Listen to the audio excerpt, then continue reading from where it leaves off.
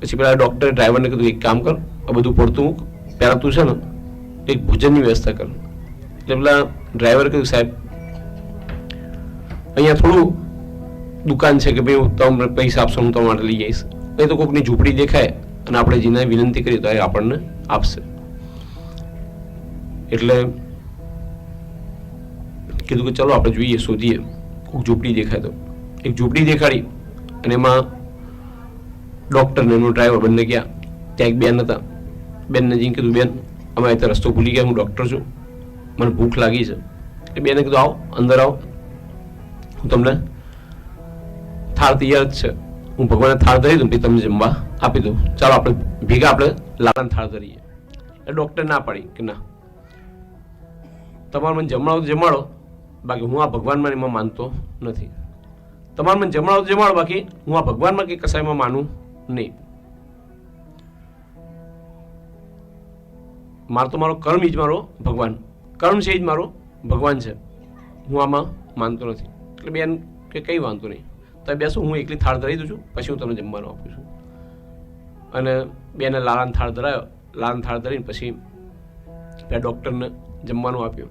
બેન શું કરે, રસોડામાંથી આવે પછી વચ્ચેના રૂમમાં હતું, વચ્ચેના રૂમમાં એમને જમવાનું આપ્યું, ડ્રાઈવરને અને ડૉક્ટરને એમને જમવાનું આપ્યા. પાછી અંદર ઓરડામાં જાય, પછી પાછી આવે રોટલી લે, પાછી એમને આપે, અંદર જાય જોવા, અને પાછી જમીને ડૉક્ટરે પેલા બેનને કીધું કે બેન મેં તને કીધું તો ખરી કે હું ડૉક્ટર છું, હું થોડો તારી તિજોરીમાંથી કંઈ ચોરી લેવાનો હતો, અંદર જઈને તું વારે ઘડી જોતી હતી, તને અમારો અવિશ્વાસ હતો. એટલે બેને કીધું કે ના સાહેબ મને તમારો અવિશ્વાસ હતો, પણ અંદર ઘોડિયામાં મારો છોકરો સૂતો હતો અને એને નાકે ટોટી લગાવેલી છે, બીમાર છે, એટલે એની ટોટી હટી ના જાય, હું ધ્યાન રાખવા માટે હું વારંવાર અંદર જોવા માટે જતી હતી. એટલે આ પોતે ડૉક્ટર પોતાનો વિષય એટલે પૂછ્યું કે ભાઈ શેની બીમારી છે? એટલે કે સાહેબ એને કંઈક હાર્ટની તકલીફ છે, અને આ પોતે હાર્ટનો સર્જન. એટલે એણે પૂછ્યું કે શું બીમારી છે, છેલ્લે રિપોર્ટ કરાયા છે ને, શું કીધું છેલ્લે ડૉક્ટરે શું કીધું? એટલે પેલી બેન કહે છે કે સાહેબ અમે તો ઘણી દવા કરી, પણ બધા ડૉક્ટરોએ કીધું આ અમારો કેસ નહીં, અમારો કેસ છે નહીં. આખા ઇન્ડિયામાં એક જ ડૉક્ટર છે જે તમારા છોકરાની દવા કરી શકશે, એનું નામ ડૉક્ટર મેડોકર છે, પણ એની ઓપરેશનની ફી 2.5-3 લાખ રૂપિયા છે, અને તમારા છોકરાનો કેસ છે ક્રિટિકલ છે, આનો તો 15-20 લાખ રૂપિયા થશે. અને સાહેબ મેં તો મારા માથા વાળ જેટલું દેવું કરી નાખ્યું છે આ દવામાં. મારથી હવે એટલા મોટા ડૉક્ટર પાસે જઈ શકાતું નથી. એટલે હું રોજ બેઠી અહીંયા લાલાને પ્રાર્થના કરું છું કે લાલા તું કંઈક એવી લીલા કરજે કે પેલો ડૉક્ટર મેડોકર છે અહીંયા આવે. એટલે આ ડૉક્ટર મેડોકરને ખબર પડી કે હું અહીંયા શેના માટે આવ્યો છું, બરાબર. એની આંખો ખુલી ગઈ અને એને ખબર પડી કે હું રસ્તો ભૂલ્યો અહીંયા જંગલમાં આના ઘરે પહોંચ્યો. એટલે જેમ યંત્રમાં તાકાત છે કે નીચેનું પાણી ઉપર લઈ જઈ શકે છે, એ મંત્રમાં પણ તાકાત છે ઉપરવાળાને નીચે લાવી શકે છે. એટલે આપણે પણ આપણા ત્યાં ભાગવત કથા થતી હોય ને તેવું ના વિચારવું કે ભાઈ ફલાણા મનોરથી પરિવાર છે, ફલાણા કદાચ આપણને કથા સાંભળવાની ઈચ્છા છે અને ભગવાને પિલામના જોડે કરાવડાવી હોય, બરાબર, કે ભાઈ તલ્લિકાબેનને કથા સાંભળી છે અને શીલાબેનને નિમિત્ત બનાવ્યા હોય અને કથા કરાવડાવી હોય. એટલે ભગવાન આપણા આંગણે આવ્યા છે તો ભાવ એવો રાખો કે આ કથા મારા માટે ઠાકોરજી મારા આંગણે પધાર્યા છે. તેવી સુંદર ભાગવત કથા. એકવાર ઋષિમુનિઓ, નારદજી, સંતો બધા બેઠા હતા અને બધા ચર્ચા થઈ કે આ દુનિયામાં મોંઘામાં મોંઘું શું છે. એટલે કોઈએ કીધું કે રૂપિયો, પૈસો, તો કે ના. સંતોએ કીધું કે સૌથી મોંઘા મોંઘું હોય ને તો પ્રેમ છે, લાગણી છે. લાગણીમાં બાપ હોય દીકરા માટે મરી જાય, મા હોય દીકરા માટે, દીકરો છે બાપ માટે મરી જાય, પતિ પત્ની માટે મરી જાય. પ્રેમ ને લાગણી સૌથી મોંઘું છે. તો કે એવો પ્રેમ અને લાગણી જોવા કોના વાંચવા મળે?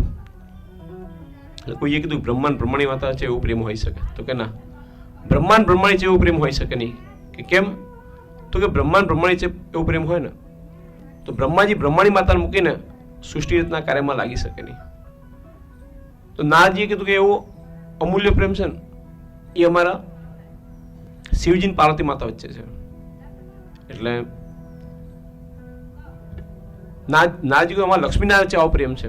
એટલે બ્રાહ્મણોએ ના પાડી કે ના, એમના વચ્ચે પણ એવો પ્રેમ હોઈ શકે નહીં. લક્ષ્મીનારાયણ વચ્ચે પણ એવું પ્રેમ છે નહીં, કનૈયા રૂક્ષ્મણી માતા વચ્ચે પણ એવું પ્રેમ છે નહીં. કેમ?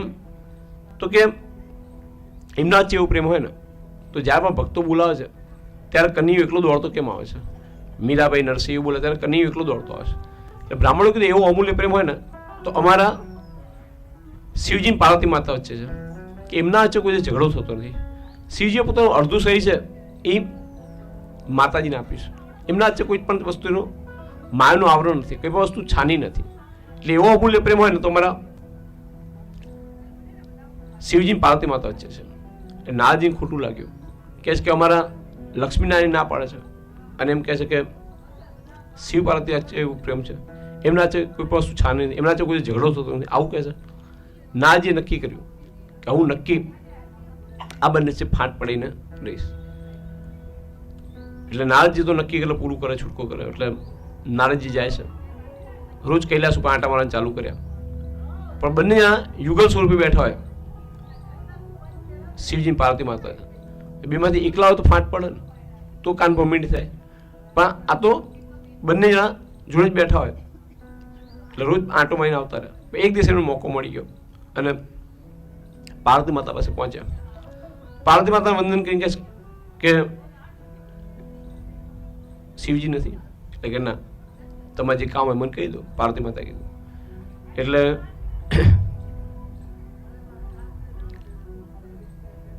નારદજી કીધું ના, આ તમને કહેવાય વાત નથી, આ તો મારા ભક્ત અને ભગવાન વચ્ચેની વાત છે, તમને કહેવાય વાત છે નહીં. એટલે પાર્વતી માતા કહે છે કે તમારા શિવજી અને મારા વચ્ચે કંઈ છાનું નથી, એ બધું મને કહી જ દેશે, એ બધું મને કહી દેશે, તમારે જે કેવું મને કહી દો. કે ના, તમને કહેવાય વાત નથી એમ કહી એમને ઉત્સુકતા જગાડી. અને પછી પૂછ્યું કે આપે અમરકથાનું નામ સાંભળ્યું? તો કે ના, મેં અમરકથાનું નામ સાંભળ્યું નથી. તો કે બસ આ એની જ કથા છે, આ એની જ વાત છે, એટલું કઈ નીકળી ગયા. એટલે પાર્વતી માતા વિચાર કરે છે કે રોજ બેઠા મને અહીંયા કથા કહે છે તો હજુ સુધી અમરકથા કીધી કેમ નહીં? એટલે હજુ સુધી અમરકથા કીધી કેમ નહીં? એટલે શિવજી આવે છે એટલે એમની જોડે કહે છે કે આપ બેઠા આખો દિવસ મને કથા કહેતા હોજો તો હજુ સુધી અમરકથા કીધી કેમ નહીં? એટલે શિવજી કહે છે કે નથી કીધી, હવે કહી દઉં. હવે તો તમે કહેવાના જ છો પણ હજુ સુધી કીધી કેમ નહીં? એટલે શિવજી કહે છે કે આ કથાના બધા જીવો અધિકારી નથી, આ કથાના બધા જીવો અધિકારી નથી. આ કથા સાંભળો બધા જીવો અમર થઈ જાય, અને જો બધા જીવો અમર થઈ જાય ને તો સૃષ્ટિ રત્નનું કાર્ય સી રીતે ચાલે. એટલે આ જીવના બધા અધિકારી નથી, આ કથાના બધા જીવો અધિકારી નથી. પણ તમે જીત કરો છો તો હું તમને આ કથા કહીશ. કૈલાસ ઉપર લઈ જાય છે અને વડલા નીચે બેસે છે અને 3 વાર શિવજી તાળી વગાડે છે. એમ ત્રિશુલ છે, કૈલાસની 3 વખત પરિક્રમા કરે અને બધા પશુ પક્ષી પ્રાણી જીવજંતુ બધા ત્યાં ભગાડ દે છે, બધાને ત્યાં ભગાડ દે છે. પછી આવીને શિવજીને કહે છે કે હવે બધા કોઈ છે નહીં, હા પાર્વતી માતાની કથા કહો. શિવજી પાર્વતી માતાને કહે છે કે જુઓ હું તમને આ કથા કહીશ પણ મારી તો આંખો બંધ હશે અને હું તમને કથા કહેતો હોઈશ, પણ તમે સાવધ રહેજો. આ કથામાં માયા ગમે તેમ કંઈ વિઘ્ન કરવા આવશે, ગમે તેમ કંઈ માયા વિઘ્ન કરવા આવશે, અને કંઈ નહીં આવે ને તો છેલ્લે ઊંઘ આવશે, ઝોકવું આવશે. એટલે તમે હોકારો પડતા હોય, તમે કથામાં હોકારો પડતા રહેજો કે હા શિવજી હું શિવ. અને જે અમર કથા એ આપણી ભાગવત કથા. અને શિવજીએ કથા કહેવાની શરૂઆત કરી. દસમ સ્કંદની કથા લાલા લીલાનું વર્ણન કરી શિવજી ધ્યાનમાં છે અને પાર્વતી માતા હોકારો પડતા હતા, એનું ઝોકવું આવી ગયું, સુઈ ગયા. પણ જે વડલા નીચે એ કથા કહી રહ્યા હતા ને એ વડલાની ઉપર એક સુખનું ઈંડું હતું. અને સુખનું ઈંડું હતું, સુખનું ઈંડું બચ્ચું જન્મ્યું. બચ્ચું જન્મ્યું અને એના કથામાં રસ પડી ગયો. પોપટ હોય ને એ તરત કોઈ પણ વસ્તુ શીખી લે, એટલે એણે હોકારો પડતા શીખી લીધો. અને પાર્વતી માતા સુતા પોપટનું બચ્ચું હોકારો ભળી જાય, શિવજી કથા કહેતા રહે છે. અચાનક શિવજીની આંખ ખુલી અને એમણે જોયું કે પાર્વતી માતા સૂઈ ગયા છે. એટલે એમણે શિવજી પાર્વતી માતા ઉઠાડે અને કીધું કે મેં તમને ના પાડી હતી તમે ગાફેલ ના રહેતા, આપ સાવધ રહેજો, છતાં પણ આપ સૂઈ ગયા. એટલે કહેશ કે મને માફ કરો, મને ફરીથી કથા કહો. તમને ફરી કથા કંઈ મારી ના નથી, પણ જો તમે સૂઈ ગયા હતા તો અત્યાર સુધી હોકારો કોણ પડતું હતું. અને શિવજીએ ધ્યાન કરીને જો તો ખબર પડી કે આ સુખનું બચ્ચું, પોપટનું બચ્ચું છે, એ આ કથા સાંભળી ગયું છે. એટલે શિવજી કે આ અધિકારી જીવ નથી, મારે એને મારી નાખવું પડશે. અને પોપટનું બચ્ચું આગળ, શિવજી ત્રિશુલ લઈને પાછળ. હવે કોઈક અસુર પાછળ પડે, કોઈ રાક્ષસ પાછળ પડે તો આપણે દેવના શરણે જઈએ, પણ દેવોના દેવ મહાદેવ પાછળ પડે તો કોના શરણે જવું. એટલે 14 ભુવન 3 રૂપમાં કોઈ સંગરતું નથી. અને કોઈ ના સંગર એટલે બ્રાહ્મણનું ઘર. બ્રાહ્મણના ઘરે પેલું બચ્ચું ઉડતું ઉડતું જાય છે, બચ્ચું ઉડતું ઉડતું જાય છે પોપટનું. અને એની પત્ની વેદવ્યાસજીના ઘરે, વેદવ્યાસજીના ઘરે જાય. વેદવ્યાસજીની પત્ની અરણી છે, બગાસું ખાતી હોય, બગાસું ખાતી હોય છે. અને મોઢામાંથી આ બચ્ચું એના ઉદરમાં જતું રહેશે, એના ઉદરમાં જાય છે. પાછળ પાછળ શિવજી આવે છે, વેદવ્યાસજીને કહે છે કે તમારે ત્યાં મારો એક ચોર આવે છે, મારે એને મારવો છે. એટલે વેદવ્યાસજી કહે છે કે ભોળાનાથ, તમે તો વગર માગે બધું આપો છો, માગીએ તો તમે આપો જ છો, પણ વગર માગે પણ આપ બધું આપો છો, તો આપની પાસે ચોરી કરે શું જરૂર છે. એટલે કહે છે કે મારું જ્ઞાન ચોરીને આવ્યું છે, મારી કથા ચોરીને મારે મારવું છે, મારી અમર કથા સાંભળીને આવ્યું છે. એટલે વેદવ્યાસજી હસવા લાગે છે કે ભોળાનાથ, તમે તમારા નામ જેવા ભોળા છો. એક બાજુ કહો છો કે એણે કથા સાંભળી છે, અને એક બાજુ કહો છો કે મારે માર નાખવું છે. તો આવું સીધે શક્ય થશે. અમર કથા માણસ સાંભળે તો જીવ અમર થઈ જાય, અને જો તમે એને મારી નાખશો તો તમારી કથા ખોટી પડશે. તો આવું સી રીતે શક્ય થશે? એ બધું હું ના જાણું. એને બહાર બોલાવો. અને શિવજી આવે છે, બચ્ચાને કે બહાર આવી જાય. બચ્ચું ના પાડે કે ના, મેં માંડ કથા સાંભળી છે, મને માંડ વૈરાગ્ય આવે છે, હવે મારે બહાર આવવું નથી. હું બહાર આવી છું તો મને માયાનો સ્પર્શ થાય, મારે બહાર આવવું નથી.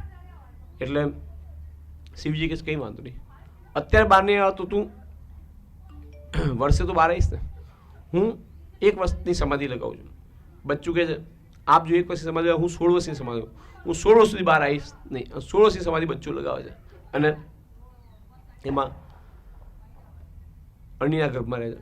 છેવટે લીલાધરને બોલાવવામાં આવે છે, નારાયણને. નારાયણ કે તમે સમજાવો. નારાયણ કહે છે કે બચ્ચા બહાર આવી જા. બચ્ચું કહે છે કે જો હું બહાર આવું ને તો પ્રભુ આ જે માનું ચક્ર છે ને આપનું છે, અને મને માનો સ્પર્શ થઈ જાય, મારે બહાર આવવું નથી. તમે એક કામ કરો, માનું ચક્ર રોકી દો તો હું બહાર આવું. માનું ચક્ર રોકવું શક્ય નથી. અરે એક ક્ષણ માટે પણ રોકી દેશો તો પણ હું બહાર આવી જઈશ.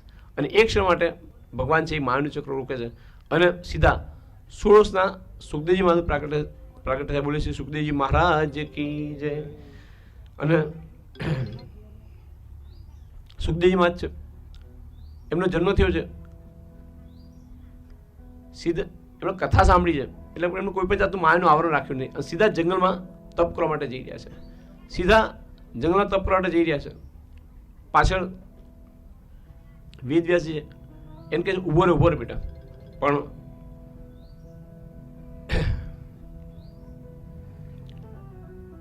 પુત્ર મોહમાં વેદવ્યાસજી દોડી રહ્યા છે. અને સુખદેવજી મહારાજ એમને જવાબ આપે છે કે મારા કેટલા જન્મ થયા, કેટલા પિતા અને કેટલા પુત્ર હતા, મારા પિતા પુત્રના મોહમાં ફસાવવું નથી, મારા પિતા પુત્રના મોહમાં ફસાવવું નથી, મારા બ્રહ્મનું ચિંતન કરવું છે. અને સુખદેવજી મહારાજે કોઈ પણ જાતનું માયાનું આવરણ નથી રાખ્યું. બ્રાહ્મણોને 4 જાતની ગાંઠ હોય, એક તો ચૂંટીની ગાંઠ હોય, એક ધોતીની ગાંઠ હોય, એક પોથીની ગાંઠ હોય, અને એક જનોઈની ગાંઠ હોય. એમાંથી કોઈ પણ જાતની ગાંઠ એમણે રાખી નથી. અને સીધા જ જંગલમાં તપ કરવા ગયા છે. આગળ ભાગવતના મહાત્મ્યની કથા છે. કોઈ પણ કથા સાંભળો તો સૌથી પહેલા એનું મહાત્મ્ય જાણવું પડે. પણ ભાગવતનું મહાત્મ્ય છે, કોઈ પણ મહાપુરુષ હોય એ પોતાના ગુણગાન પોતે ના ગાય. એ રીતે ભાગવતનું મહાત્મ્ય છે એ ભાગવત ગ્રંથમાંથી નહીં પણ અન્ય ગ્રંથમાંથી લેવામાં આવ્યું છે, અન્ય પુરાણમાંથી લેવામાં આવ્યું છે. તો કયા પુરાણમાંથી લે? તો કે પદ્મપુરાણ. પદ્મપુરાણ અને સ્કંદ પુરાણ, 2 પુરાણની અંદર ભાગવતનું મહાત્મ્ય આપેલું છે. મહાત્મ્ય શા માટે પહેલા સાંભળવું? તો કે આપણને એની મહત્તા જણાય, એટલા માટે આપણે મહાત્મ્ય પહેલા જાણવાનો રિવાજ છે.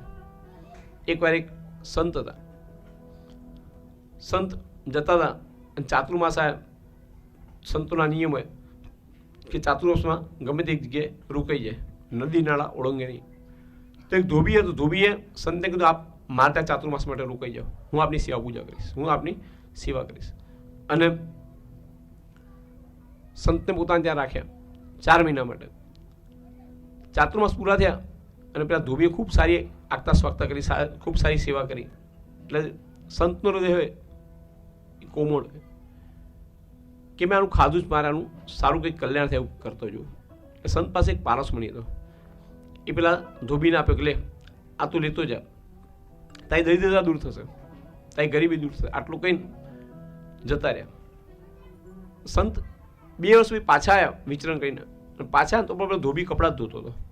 ધોબી કપડાં ધોતો એટલે સંતે પૂછ્યું કે ભલા માણસ, મેં તને પેલો પારસમણી આપ્યો તો પણ છતાં પણ તું હજી કપડાં જ ધોવે છે? તો કે આ પેલો પથ્થર આપ્યો તો એ ને? તો કે હા, એ પથ્થર બહુ સારો જ મહારાજ, એનાથી હું રોજ નવું છું, રોજ નવું રોજ મારો મેલ ઉતરી જાય છે, સરસ મેલ ઉતરે છે. એટલે ગાંડા, એ પથ્થરથી લોઢા ન અડાડે તો લોઢું સોનું થઈ જાત, એ લોઢું સોનું થઈ જાત. તારી દરિદ્રતા દૂર થઈ ગઈ, તારી ગરીબી દૂર થઈ ગઈ. તો કે આ તમારે પહેલાં કેવું પડે, જતાં પહેલાં કીધું તો હું લોઢાથી સોનું કરી નાખાત. એ રીતે આપણે મહાત્મા હંમેશા પહેલાં જાણવાની વાત છે. પદ્મપુરાણનો પહેલા શ્લોકનું ગાન કરીએ. સચ્ચિદાનંદ રૂપાય વિશ્વોત્પત્યાદિ હેતવે તાપત્રય વિનાશાય શ્રી કૃષ્ણાય વયમ નુમઃ. સચ્ચિદાનંદ રૂપાય ભગવાનનું સ્વરૂપ કેવું છે એનું વર્ણન કર્યું છે પહેલા ચરણમાં કે ભગવાન શું સત સ્વરૂપ, ચિત સ્વરૂપ ને આનંદ સ્વરૂપ. સચ્ચિદાનંદ રૂપાય છે ભગવાન. સત એટલે શું? તો કે સત હોય ને એને કોઈ કાળનું બંધન ના હોય. સત્ય હોય એ ત્રિકાલાબાધિત હોય. જેમ કે કાલે બિન વિચાર થતા, આજે બિન વિચાર થાય, કાલ પણ બિન વિચાર જ થવાના, તો એ સનાતન સત્ય છે. તો એને કાળનું બંધન નથી. આપણે કહીએ કે ગાંધીજી હતા પણ ગાંધીજી છે ખરા? તો કે નથી. આપણે છીએ પણ આપણે રહીશું ખરા? તો કે આપણે પણ રહેવાના નથી. તો આપણે સત્ય નથી. આપણે નિત્ય બદલાતા છીએ. આપણે જ્યાં નાનપણમાં લાગતા હોય જુવાનીમાં લાગીશ? તો કે ના. જ્યાં જુવાનીમાં લાગે એવા ગળપણમાં લાગીશું? તો કે ના. તો આપણે નિત્ય બદલાતા છીએ.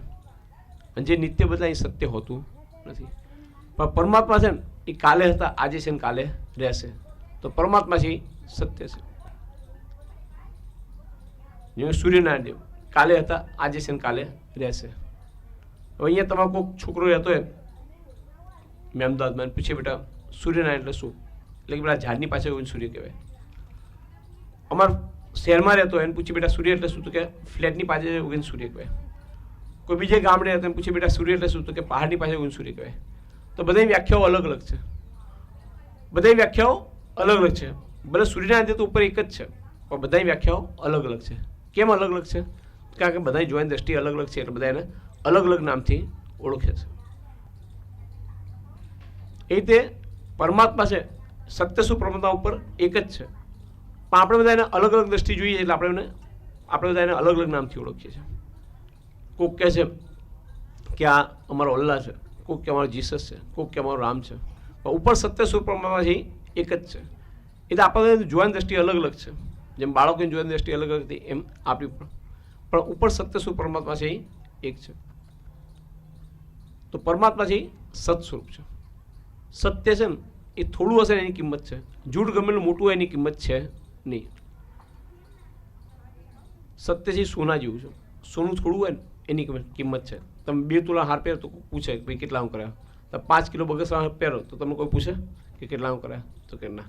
એ રીતે સત્ય થોડું છે એની કિંમત છે.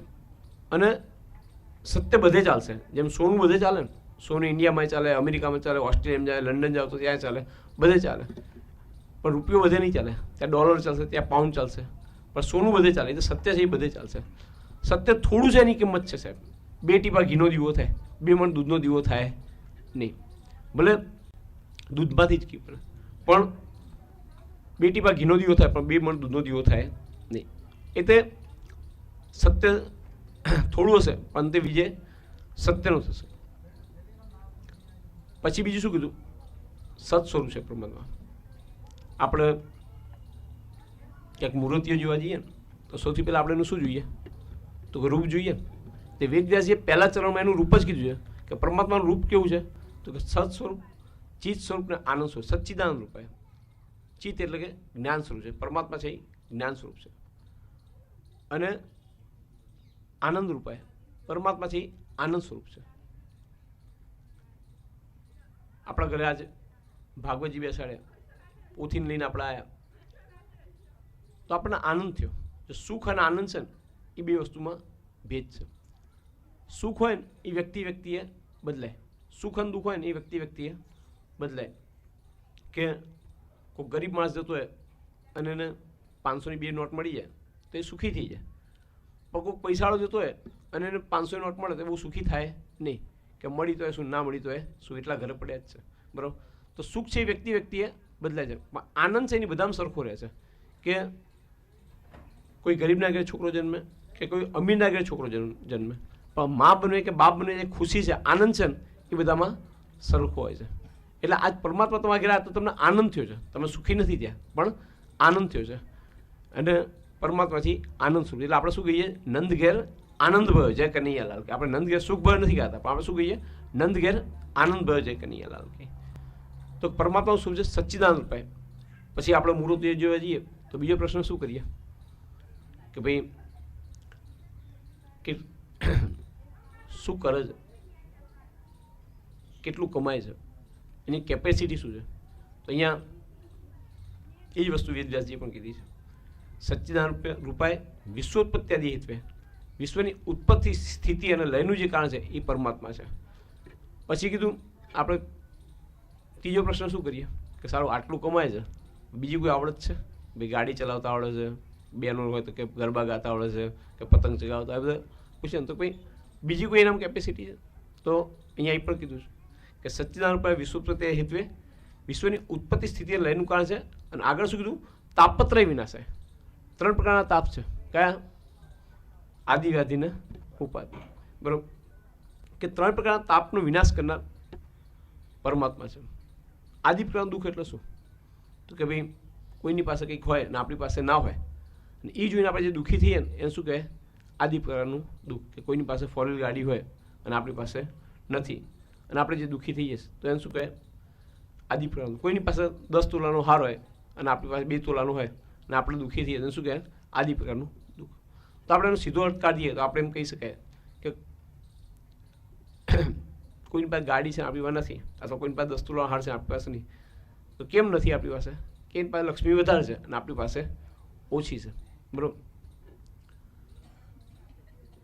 તો સીધો અર્થ કાઢીએ તો કે એમ કહી શકાય કે ભાઈ આદિ પ્રકારનું દુઃખ એટલે લક્ષ્મીનું દુઃખ. બરાબર? વસ્તુની અછતનું દુઃખ. તો લક્ષ્મીનું દુઃખ ગણીએ